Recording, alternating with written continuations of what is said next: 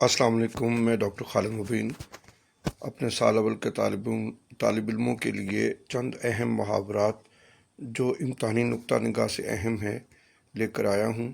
امتحان میں ان کے صرف معنی پوچھے جائیں گے یا معنی لکھے ہوں گے اور محاورہ پوچھا جائے گا۔ محاورہ اصل میں اسم کے ساتھ فعل کے اضافے سے بنتا ہے اور یہ مجازی معنی رکھتا ہے۔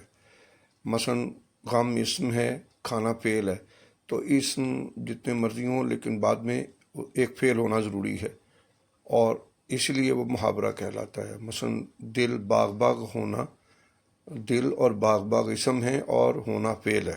اب چند محاورے دیکھیے۔ آگ بگولا ہونا، بہت غصہ کرنا۔ آسمان سر پہ اٹھانا، بہت شور مچانا۔ کانوں کان خبر نہ ہونا، بالکل خبر نہ ہونا۔ آنکھ کا تارا ہونا، بہت پیارا ہونا۔ اور گلے پڑنا، محبت کرنا یا پیچھے پڑ جانا۔ خوش فہمی میں رہنا، بے بنیاد خیال پالے رہنا۔ چولیں ہلانا، اپنی طاقت دکھانا اور چپ چاپ رہنا، خاموش رہنا۔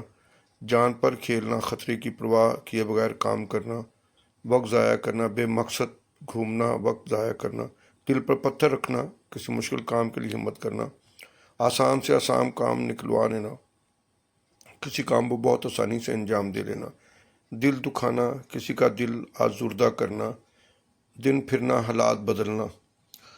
وقت پر کام کرنا، وقت مقرر پر کسی کام کو مکمل کرنا۔ رنگ لانا، کامیاب ہونا، کسی بات کا اثر ظاہر ہونا۔ نظر انداز کرنا، توجہ نہ دینا، اہمیت نہ دینا۔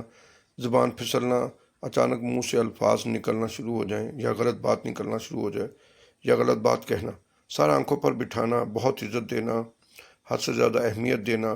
سر فخر سے بلند کرنا، کامیاب ہونا، عزت دینا یا عزت پانا۔ تو سر فخر سے بلند کرنا کا مطلب ہے کامیاب ہونا۔ ساتھ چھوڑ دینا، مدد نہ کرنا۔ نمک مرچ لگانا، بات کو بڑھا چڑھا کر پیش کرنا، بات کا بتنگڑ بنانا۔ ہاتھ کھڑے کرنا، ہار مان لینا، شکست تسلیم کر لینا۔ ہوا میں اڑنا، اہمیت نہ دینا، نظر انداز کرنا اور وقت کی قدر کرنا، وقت کو ضائع نہ کرنا، بر وقت کام کرنا۔ امید ہے یہ ویڈیو آپ کو پسند آئے گی۔